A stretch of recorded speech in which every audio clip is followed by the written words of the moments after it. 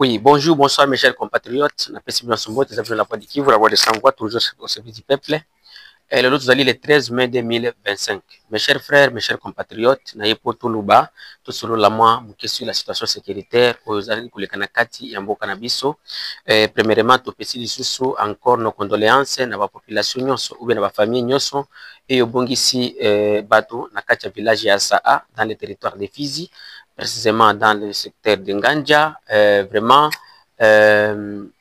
tout le qu'il y a plus de 109 morts et plus de 1000 autres personnes au Vatican sans abri, 150 ndaku de ekendaki na kati na mai, plus de 50 blessés.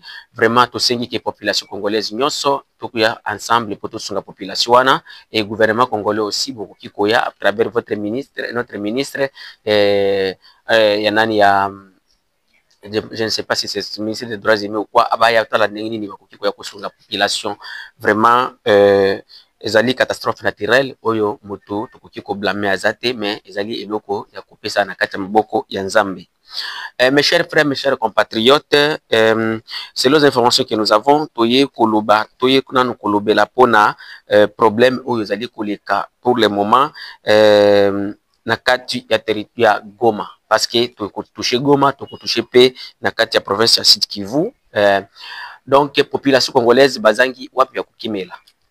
Ekuma ezala na côté oyo gouvernement azali, ezala na côté oyo M23 azali, donc ba tracasserie c'est tracasserie, hein, donc na Congo awa kotia suki ekomi péché. Comme vous le savez, makambo oyo ebandaki na Lubumbashi ezali na pe na kati ya ville ya Lubumbashi na ville ya Kolwezi, soki muto aza na suki bakangi babeti basali nini bamemi esika bakomema. Il y a aussi le problème ya komema bato na kanyama KCC, il y a aussi des arrestations arbitraires oyo ezali ba information bien vérifiée, bien fiable oyo ezali ko bima ezoko uta na kati ya ville ya Lubumbashi na ville ya Kolwezi et toute personne ayebi yango na ndenge bato azoko kangama sans infraction ezali kaka boye po za na kana suki bakangio.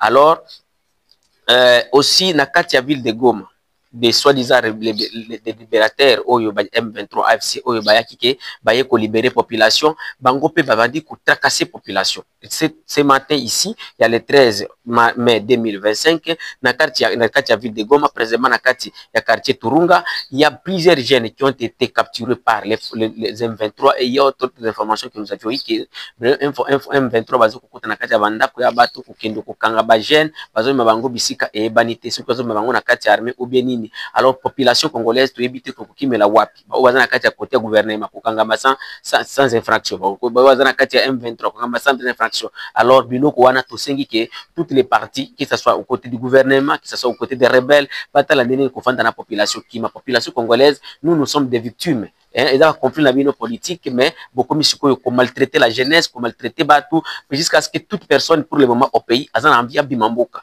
Au Congo, ce qui est au Bakangi, au côté de Beta, au côté de Salaboye, comme nous qui sommes dans des espaces contrôlés par le gouvernement, ceux qui me disent oh, Yazolo bana M23, ou Yazaboye, y en a qui funda yo que sur la M23. Donc wana yo ezali pembeni. Donc dans ce pays, justice est soutenu. Justice est soutenu. Alors tu ebi ki to kokimela wapi. Donc ba population za na Goma banda ko kanisa ke bazui libération, bango pinzo kante ba yesikoyo bazo ko vivre biloko oyo banda ko prétendre ko vivre té. Donc ezali loko moko vraiment to singi ke droit de l'homme est la respecter partout, que ce soit du côté du gouvernement et que ce soit du côté du M23. Mutu bino yoso zo kuzomando ki population ezali. Mais ce qui ezaki que population ezate beaucoup ki kuzomando ki te. Pourquoi vous que ndofanda na parc était. Vous tika parc nani pamba, vous kufanda kana kati ya ba ville, na kufanda na kati ya ba ville pour fanda na population. Vraiment nous déplorons ça. Aussi, restons toujours sur les informations sur les M23. Nous avions eu l'information que deuxième vice-gouverneur chargé des finances, qui nommé par le M23 à Bukavu, à Koufaki, na Liwa, où ils allaient à Brice, qui est là qui nous disent qu'il y a poison, donc, Azali est membre de Tiraneho Banyamulenge, donc azali oyo azali na quota ya Banyamulenge na kati ya M23. Donc pour le moment, les Banyamulenge vont se réunir encore pour choisir une autre personne qui va les remplacer à Bukavu comme vice-gouverneur chargé des finances. Donc des informations où toujours à partir ya na quartier à Bukavu au na kati bato oyo baza proche par les avec les M23 le biki non kota wana avec moya mutu wana bazo ko prétendre que non il y a notre Munyamulenge qui va les remplacer parce que les Banyamulenge sont appelés après l'enterrement ya Mutango ba choisir mutu mususu pour na ko remplacer place wana donc ezali kota na bango. Rentrons toujours dans la province du Sud Kivu, précisément dans l'espace contrôlé par le gouvernement et les Wazalendo. Premièrement, nous félicitons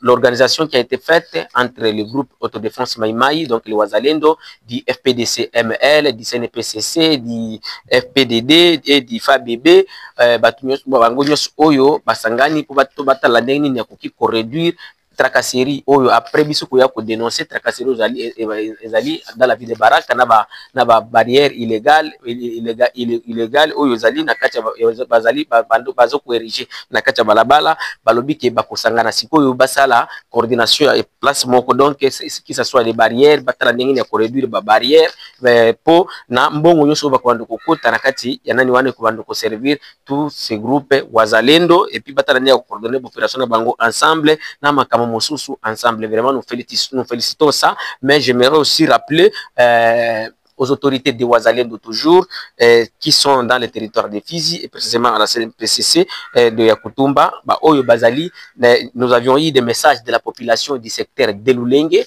Benga Kibiso, population dans le secteur de Lulenge, dans le territoire de Fizi, que précisément Nakati Balobike, Kobima Maindombe, Kokende Bokoboko, kokende kobo pardon, donc population ya secteur de Lulenge lobiboy balobi ke tracasserie kuna ezali makasi tandis que baza musika na front esika front ezali donc et si vous êtes à Lulenge vous êtes déjà tout près dans le territoire de Kabambare, c'est comme si okoki kokende Maniema okoki kokende Katanga, donc là c'est très loin de Bukavu malgré que c'est dans la province du Sud Kivu, mais c'est très loin. Mais bazuko ka mwandenge ni tracasserie ezali makasi na kati ya ba place wana balobi la voix du Kivu nazolo ba message ba komi la voix du Kivu kobima Maindombe kokende kobo ezali plus de 45 km, plus ou moins 45 km. Mais esika le toujours déplorer ezali il y a plus de 9 barrières et c'est nakati ya barrière nyoso il faut futa 5000 francs. Alors balobi ke nazo ko traduire message ya Swahili nakati ya Lingala balobi ke non avec ces 5000 francs ceux qui ont payé 5000 francs par tête ozo ko beta mafimbu mingi nde balobi ezo pobeta mafimbo mingi et puis ozo keneti ba mande ezo kozala ebele. Alors biloko nyonso wana ezali dit pas à travers nos fils nos enfants de Wazalendo oyo biso totielaka toujours motema mais vraiment lobela biso na ndenge olobaki pe po na tracasserie ya Baraka.